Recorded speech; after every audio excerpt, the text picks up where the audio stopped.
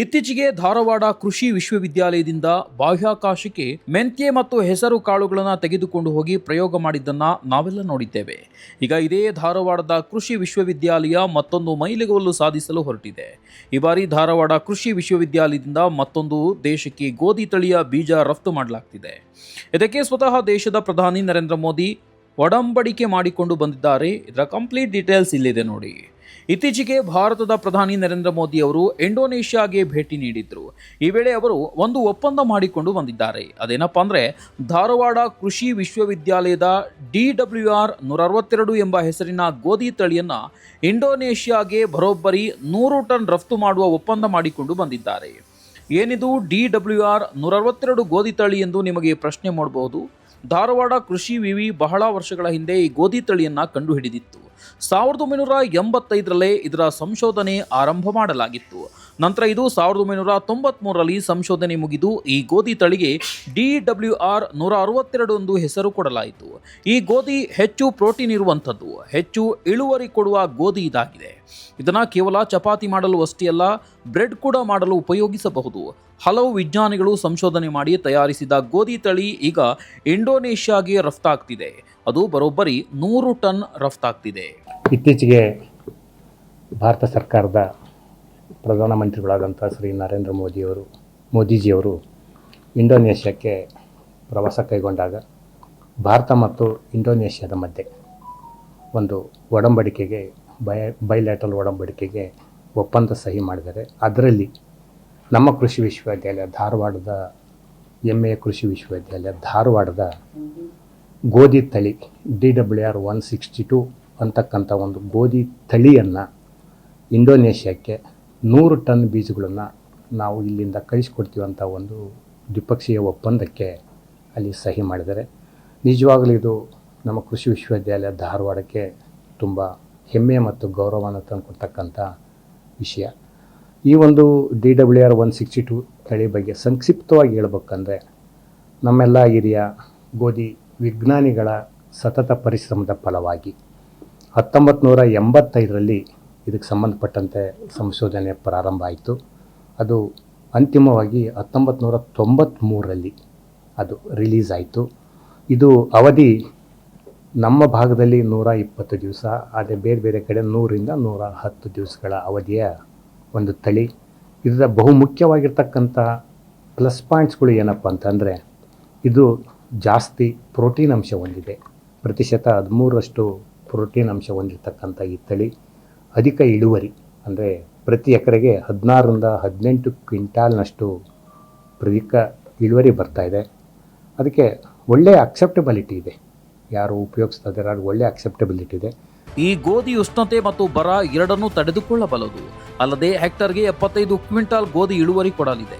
ಇದನ್ನು ದೇಶದ ಹಲವು ಕಡೆ ಬೆಳೆದು ಪ್ರಯೋಗ ಮಾಡಲಾಗಿದೆ. ಉಷ್ಣ ಹೆಚ್ಚು ಇರುವ ಕಡೆ ಮತ್ತು ಕಡಿಮೆ ಇರುವ ಕಡೆ ಹೇಗೆ ಇಳುವರಿ ಕೊಡಲಿದೆ ಎಂಬ ಪ್ರಯೋಗ ಮಾಡಲಾಗಿದೆ. ಹೀಗಾಗಿ ಇದೇ ತಳಿಯ ಗೋಧಿಯನ್ನು ಈಗ ಇಂಡೋನೇಷ್ಯಾಗೆ ಕೊಡಲಾಗ್ತಿದೆ. ಈ ಗೋಧಿ ಈಗ ಕೇವಲ ಭಾರತ ದೇಶದ ಆಹಾರ ಭದ್ರತೆ ಅಷ್ಟೇ ಅಲ್ಲ, ಇಂಡೋನೇಷ್ಯಾದ ಆಹಾರ ಭದ್ರತೆಗೂ ಸಹಾಯ ಮಾಡಲು ಹೊರಟಿದೆ. ಇವಾಗ ನಾವು ಏನು ಒಂದು ಗೋಧಿಯನ್ನು ಇಲ್ಲಿ ಬೆಳೀತಾ ಇದ್ದೇವೆ, ಭಾಳ ದಿವಸದಿಂದ ಭಾಳ ವರ್ಷಗಳಿಂದ ಬೆಳೀತಾ ಇದ್ದೇವೆ.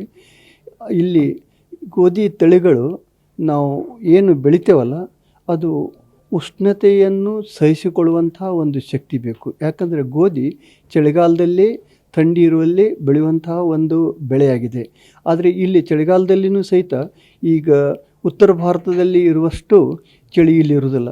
ಅಂಥ ಪ್ರದೇಶದೊಳಗೂ ಸಹಿತ ನಾವು ಹೆಚ್ಚಿನ ಮಟ್ಟದಲ್ಲಿ ಗೋಧಿ ತಳಿಗಳನ್ನು ಬೆಳೆಯುವ ಸಲುವಾಗಿ ಕಂಡುಹಿಡಿಯುವ ಒಂದು ಉದ್ದೇಶದಿಂದ ನಾವು ಈ ಒಂದು ಧಾರವಾಡ 162 ಅನ್ನುವ ಒಂದು ತಳಿಯನ್ನು ಕಂಡುಹಿಡಿದೇವೆ. ಇದು ಮುಂಚೆನೂ ಸಹಿತ ನಮ್ಮ ಪೂರ್ವಜರು ತಾವು ಕೇಳಿರ್ಬೋದು, ಬನ್ಸಿ ಗೋಧಿ ಅಥವಾ ಬಿಜಗ ಹಳದಿ ಗೋಧಿ, ಅಮೃತ ತಳಿ, ಇಂಥ ತಳಿಗಳನ್ನು ನಮ್ಮ ಪೂರ್ವಜರು ಬೆಳೀತಾಯಿದ್ರು. ಆದರೆ ಅವು ಇತ್ತಿತ್ತಲಾಗಿ ಈ ಎಲೆ ತುಕ್ಕು ರೋಗ ಮತ್ತು ಕಾಂಡ ತುಕ್ಕು ರೋಗಕ್ಕೆ ಬಾಧೆಯಾಗಿರೋದ್ರಿಂದ, ಅದು ಅಲ್ಲದೆ ಅವುಗಳ ಇಳುವರಿ ಮಟ್ಟ ಭಾಳ ಕಡಿಮೆ ಇರೋದ್ರಿಂದ ನಾವು ಈ ಸಂಶೋಧನೆಯನ್ನು 1985ರಲ್ಲಿ ಈ ಕೃಷಿ ವಿಶ್ವವಿದ್ಯಾಲಯ ಧಾರವಾಡದಲ್ಲಿ, ಮುಂಚೆ 1985ರೊಳಗೆ ಕೃಷಿ ವಿಶ್ವವಿದ್ಯಾಲಯ ಬೆಂಗಳೂರಿತ್ತು, 1986ರಿಂದ ನಾವು ಇಲ್ಲಿ ಬಂದೀವಿ. ಇದು ಒಂದು ಪ್ರೋಗ್ರಾಮ್ ನಾವು ಯೋಜನೆಯನ್ನು ಹಾಕ್ಕೊಂಡು ಈ ನಮ್ಮ ಇಲ್ಲಿ ಗೋಧಿ ಅಭಿವೃದ್ಧಿ ಯೋಜನೆ ಇದೆ. ಆ ಗೋಧಿ ಅಭಿವೃದ್ಧಿ ಯೋಜನೆಯಲ್ಲಿ ನಾವು ಈ ಶಟಲ್ ಬ್ರೀಡಿಂಗ್ ಪ್ರೋಗ್ರಾಮ್ ಅಂತ ಹೇಳ್ತಾರೆ.